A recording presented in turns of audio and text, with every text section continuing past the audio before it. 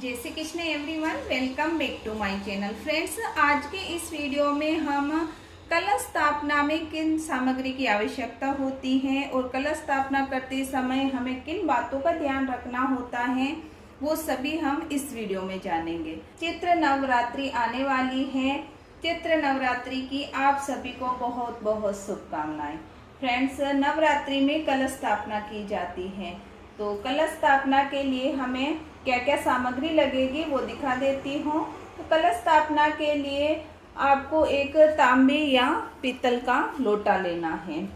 अगर आप मिट्टी का कलश लेना चाहते हैं तो आप मिट्टी का कलश भी ले सकते हैं, क्योंकि मिट्टी का कलश तो बहुत ही शुभ माना जाता है। उसके बाद हमें अष्टदल कमल बनाने के लिए अक्षत लेने हैं, और अगर आप पूर्ण पात्र बनाकर रख रहे हैं कलश के ऊपर तो हमें थोड़े चावल ज़्यादा लेने हैं। इसके बाद कलश में डालने के लिए हमें हल्दी की गांठ, सुपारी, एक का सिक्का, फूल और इलायची, आप लौंग भी ले सकते हैं और अक्षत भी इसके अंदर डाल सकते हैं। कुल मिला के हमें 5 चीज़ कलश में डालनी होती हैं। फिर टिक्का करने के लिए और स्वास्तिक बनाने के लिए हमें रोली लेनी है। उसके बाद कलश के कंठ में कलावा बांधेंगे तो हम कलावा ले लेंगे, और कलश के अंदर हमें गंगा जल डाल के फिर कंठ तक जल भरना है, गंगा जल ले लेना है। उसके बाद कलश पर लगाने के लिए हमें 5 पल्लव लेने हैं। तो आप चाहें तो यहाँ पर आम के 5 पल्लव ले सकते हैं या फिर अशोका के 5 पल्लव ले सकते हैं। अगर डंडी के साथ अगर आपको पल्लव मिल जाते हैं तो हमें वो लेना है, जिससे 9 दिन तक अगर आप कलश की स्थापना कर रहे हैं तो पत्ते सूखे नहीं। आप पान के पत्ते भी ले सकते हैं और आम के पत्ते और अशोका के पत्ते जो भी मिल जाए आप वो पत्ते ले सकते हैं। इसके बाद हमें नारियल लेना है, पानी वाला नारियल लेना है कलश के ऊपर रखने के लिए, और कलश के ऊपर लगाने के लिए हमें चुनरी लेनी है। लाल रंग का ब्लाउज पीस लेकर भी आप लगा सकते हैं, नहीं तो कलावा लपेट कर भी आप कलश की स्थापना कर सकते हैं। कलश भरने के लिए हमें जल लेना है। कलश स्थापना के लिए हमें ये इन सामग्री की जरूरत होगी। तो आइए कलश स्थापना कैसे करना है और माता जी के किस साइड में हमें कलश स्थापना करनी है वो भी जान लेते हैं। तो कलश की स्थापना करने के लिए सबसे पहले हमें एक तांबे या पीतल का कलश ले लेना है। उसके हम कंठ में कलावा बांध देंगे। कलावा बांधने के बाद इसके ऊपर हम स्वास्तिक बना देंगे। फ्रेंड्स, जल भरने से पहले ही हमें स्वास्तिक बना लेना है, जिससे क्या आप अच्छे से स्वास्तिक बना सकें। कलश के अंदर गंगा जल डालना है।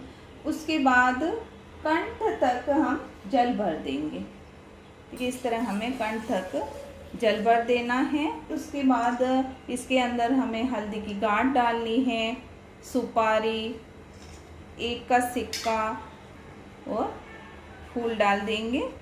थोड़े से हमें अक्षत डाल देने हैं।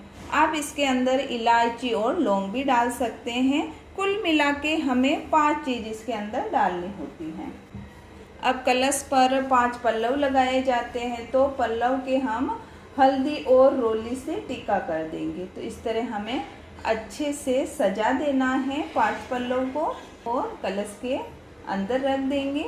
अगर डंडी वाले पल्लव आपको मिल जाते हैं तो वो ले लें, जिससे 9 दिन तक पत्ते सूखे नहीं और अच्छे से खिले खिले रहें। नारियल लेना है और नारियल पर आप कलावा लपेट सकते हैं, या फिर माता जी की जो चुनरी आती हैं वो लेकर आप नारियल पर लपेट सकते हैं। उसके पहले फ्रेंड्स, हमें नारियल का मुख किस तरफ रखना है वो देख लेते हैं। तो नारियल का मुख ये होता है और ये इसकी चोटी होती है। तो नारियल का मुख या तो आप पूजा कर रहे हैं उनकी तरफ रखें, या फिर आप इस तरह ऊपर भी रख सकते हैं।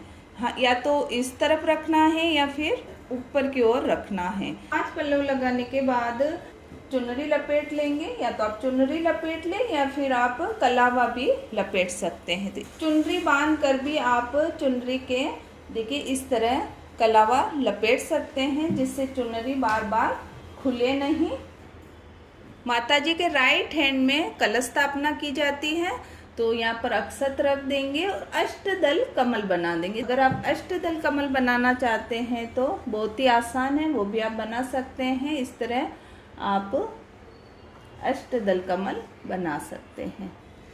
उसके बाद 5 पल्लव लगाने के बाद नारियल को हम देखिए, ये नारियल का मुख है, तो नारियल का मुख ऊपर की ओर करना है और इस तरह हम रख देंगे।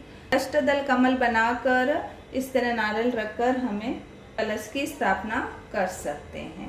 पूर्ण पात्र रखकर कलश की स्थापना करना चाह रहे हैं तो हमें एक पूर्ण पात्र ले लेना है और प्लेट को हम कलश के ऊपर रख देंगे और जो पूजा करते हैं उनकी तरफ नारियल का मुख रख के हमें नारियल को इस तरह रख देना है। तो दोनों ही तरह से आप कलश की स्थापना कर सकते हैं। हमें ध्यान ये रखना है कि कलश की स्थापना माता जी के राइट हैंड की तरफ होनी चाहिए। या नवरात्रि में जवारे भी बोए जाते हैं, तो अगर आपने जवारे बोए हैं और बड़ा पात्र लिया है तो आप जवारे बोकर कलश की स्थापना जवारे के ऊपर ही कर सकते हैं।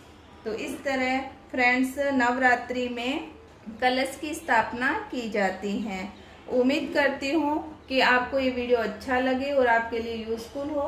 अगर वीडियो अच्छा लगे तो वीडियो को लाइक करें, चैनल को सब्सक्राइब करें। मिलते हैं अगले वीडियो में। जय माता दी।